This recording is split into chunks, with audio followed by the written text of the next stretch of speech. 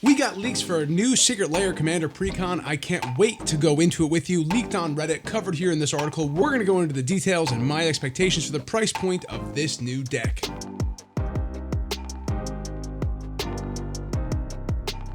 Hey ladies and gentlemen, I'm the Nerdy Attorney. I'm back. Happy New Year. Hope you all had a nice holidays. This is the first video where my voice is able to actually record some new audio for you.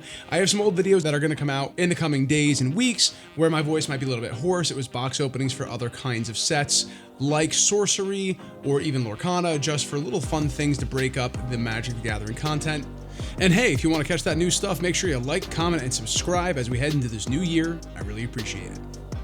But today we have a big one. I'm really excited to talk about this. I love Secret Lair Precons, and it looks like we have a banger coming our way with unique art and actually some new styles of showing old Magic the Gathering borders with new stylized art in the center. As you can see here, there's this insane Inet Cryptic Sovereign. Look at this, legendary creature Sphinx. I love the way this looks. Flying, Vigilance, Menace. Whenever Inet attacks, reveal the top card of your library. You may cast it without paying its mana if the mana value is odd. If you don't cast it, draw a card. I like this. This reminds me of the heads I win, tails I lose kind of game-breaking mechanics of having things come out for free or for cheap, or having coin flips make you have a 1,000 monster on turn 3.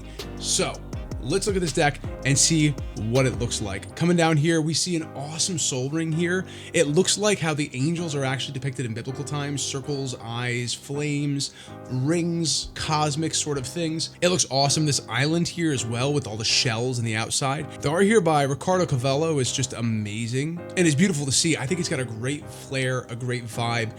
This article, by the way, is from Draftism that we're looking at here. I have no affiliation with them. We're just looking at the images they have. And then we move on below to see some of the bangers that are going to be in this deck. First and foremost, apologize for that terrible scrolling, we have Sensei's Divining Top. You can't really see the art there, but there's fairies. We have what kind of looks a little bit like a dreidel, but I guess is the Divining Top here, and on fire lizards, a bat, just a really weird art style. But again, I love the way they're interpreting the borders, giving this sort of 3D look to it while also having this sketched pen and ink styling. There's that gorgeous Soul Ring again. Void Winnower, a card that is oft played but not very often reprinted, so that's exciting to see. That card was recently used as a store championship prize last year with a borderless textless treatment, which people seem to like, and it leveled out around, I believe, $70 or so for that treatment.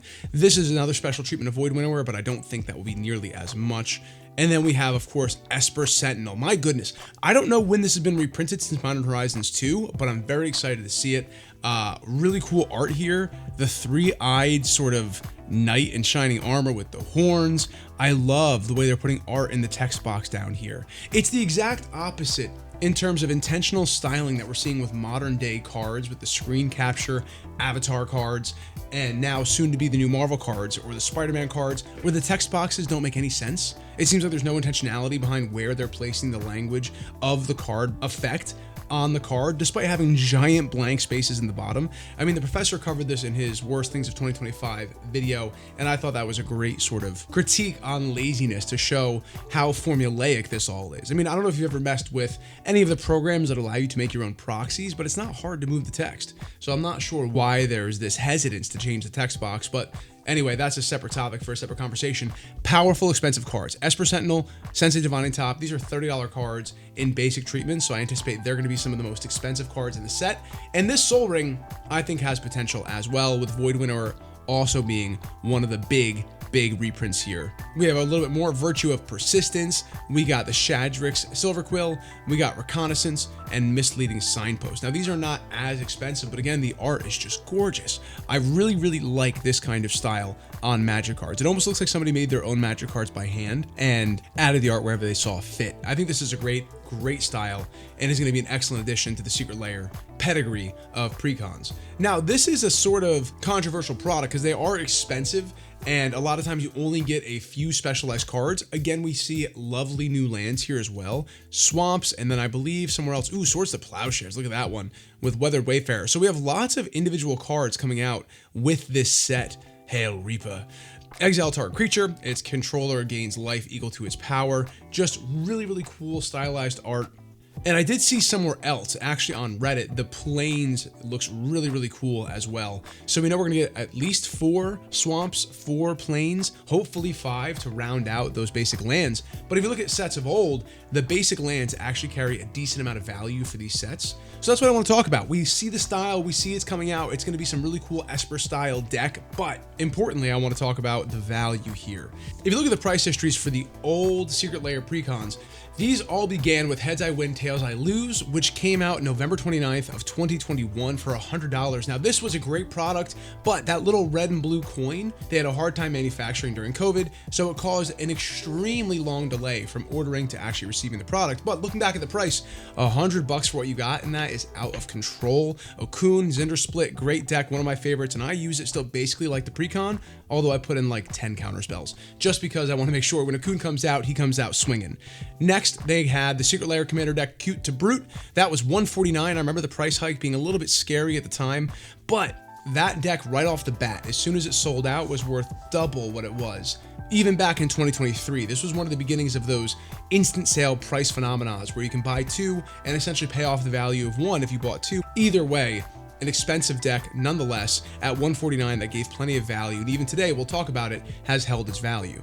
The one after that was the Angels. They're just like us, but cooler and with wings. Very powerful deck, amazing art, Commander's Plate, some incredible treatments, and the Bruna and Gasalia sort of combination there, flipping it to the back, having those amazing flip cards. There's a lot of really good stuff to like about the Angels deck, and it has held its value really well, which we'll show you in just a second. Also $149, that came out really close in time to the Secret Lair Cute to Brute deck. That was May. This is August of 2023 when that one came out. And then there was a bit of a hiatus until January of 2024 when Raining Cats and Dogs came out. Now, Raining Cats and Dogs, another one that was great. I got this almost exclusively for the new Anointed Procession treatment, and I love tribal decks. Unfortunately, it's really slow. I can't build this deck with Renin Siri at the helm to be any faster than a turn 4 or 5 threat, which is just not good enough for some of the tables I play with or that I like to play. So this one has kind of sat in the box, and I haven't really found quite the way to make this fast enough yet. But either way, a cool deck, very fun, and I mean, really, the Anointed Procession alone made it worth it for me. This one coming out in December, Secret Lair Commander deck, 20 ways to win, was a total miss for me. I didn't like it. As far as I know, they didn't even hit the full 20 ways, I think. There was something going on there where they didn't really have enough of the wins in order for this to work. But either way, it was $149. I thought the art was fine. There was no real bangers like Anointed Procession that came out in this set, so it was a skip for me. And then finally, the Everyone's Invited Secret Lair Commander Changeling deck at $199. So we see a price hike up from $99 to $149 to $199. Now, to be fair, Everyone's Invited did have some really good cards within it. I thought the Morphon was very good looking. The Soul Ring and that double foil treatment was really nice. So there was a lot of good things to like about these Precons, and at the price point, you almost always were getting at least your money's worth in base printing, let alone these new Secret Lair printings. So it was similar to the Encyclopedia of Magic, where they're very clearly good value propositions, but as they keep raising the base price, you're starting to get into collector booster box prices from 2022, 2023 at $200 a box before tax and shipping.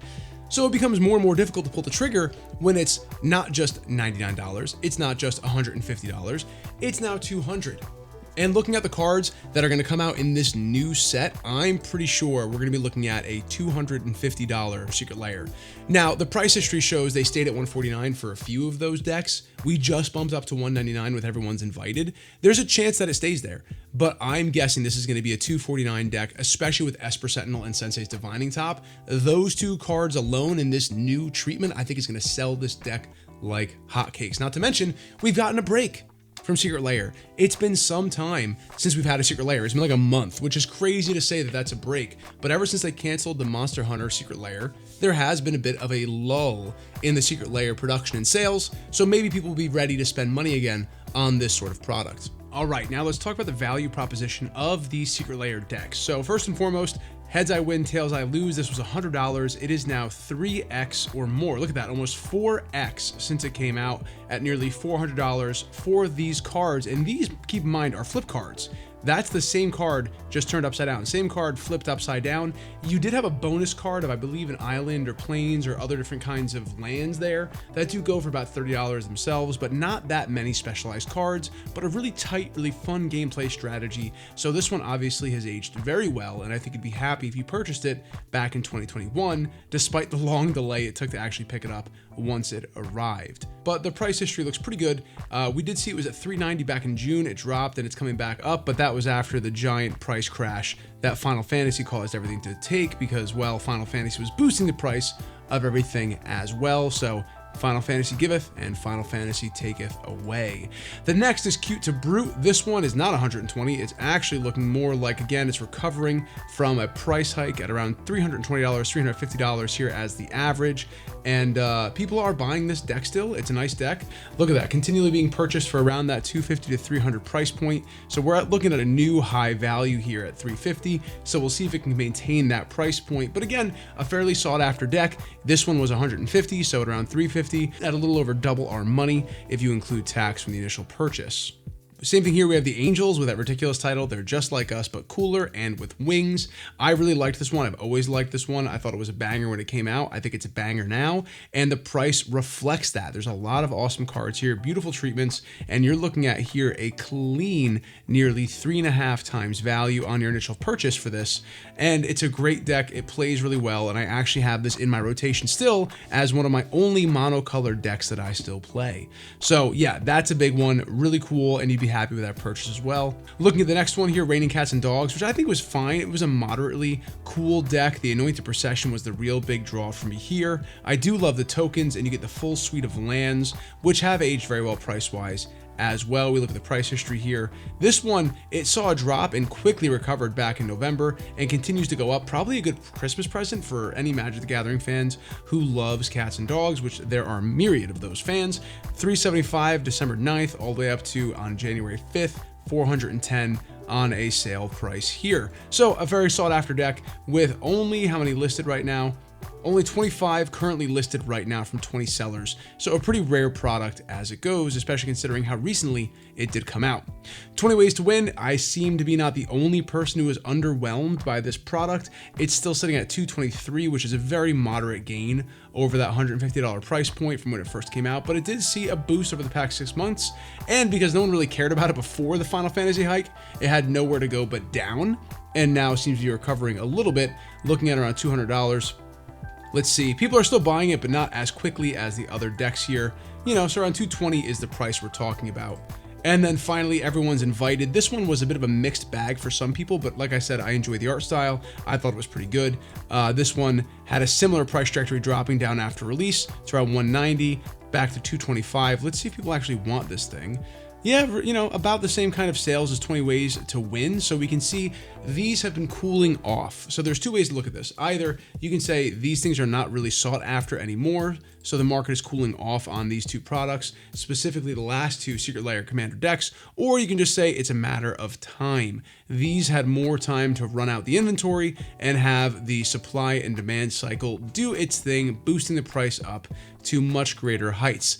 So do I think this new leaked deck is worth it to buy? Well, not financial advice, but looking at this product line generally, I've loved it since the beginning. I've only ever skipped one of them, and that was even a tough decision to make because I kind of wanted to complete the set, but I wasn't going to play it. I didn't really like the art, and I just liked the Soul Ring, so I did go ahead and buy the Soul Ring from 20 Ways to Win because it was that cute little raccoon Soul Ring there.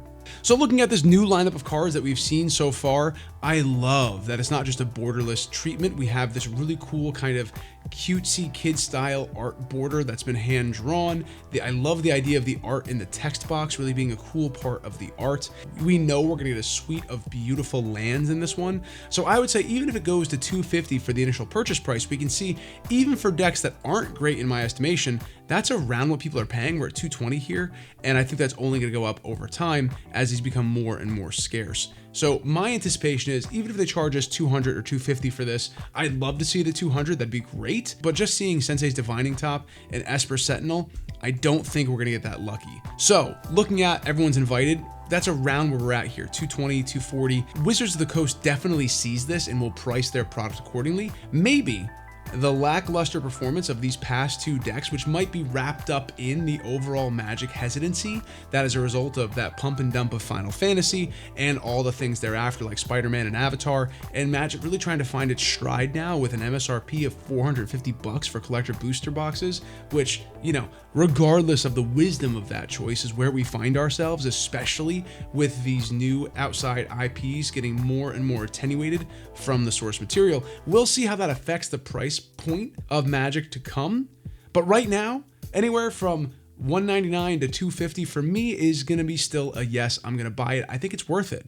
And judging by the art that I see so far, really standing out from what we've seen in previous Secret Lairs, I think this has a good trajectory and good runway to be something maybe closer to the Angels deck as opposed to something like the 20 Ways to Win or the Everyone's Invited Precon.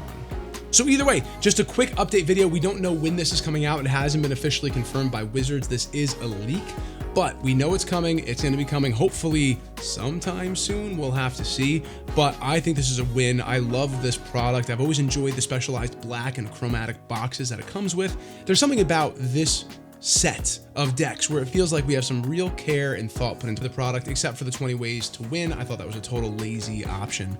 So historically, I've been very impressed with these decks, and I will be pulling the trigger on this, even if it's $250, just because, man, this art style is both retro and cool. So yeah, that's my summary. Let me know what you think below. Is this Secret Lair going to be $250? If so, is it worth it? How excited are you for an Esper Sentinel reprint, if even in this more limited run Secret Lair product that's much harder to get? I think this is going to be a lot like the Encyclopedia of Magic, where once we add it all up, even at $250, the value will be there, but it all depends on what you're looking for. Maybe you don't want an Esper Precon, maybe you don't want this kind of art style, and that's totally your prerogative. But looking at the pricing of Secret Lair nowadays, even for basic lands, a set of 5 basic lands often at $39.99, these are typically very good value propositions. Either way, it's great to be back. I got a really awesome video coming for you soon. It's another big one, and I think it's going to be exciting to watch. So if you like this content, make sure you subscribe for more. And hey, if you like my content, take a look at the box openings here or an Amazing Collection buyout video I did a few months ago. And Lorwyn Eclipse is coming up, and I can't wait to crack some boxes with you guys. I'll see you as this new year continues. I'm happy to be back. And until next time, I'm the Nerdy Attorney. Keep playing paper magic with your friends, be excellent to each other, and court is adjourned.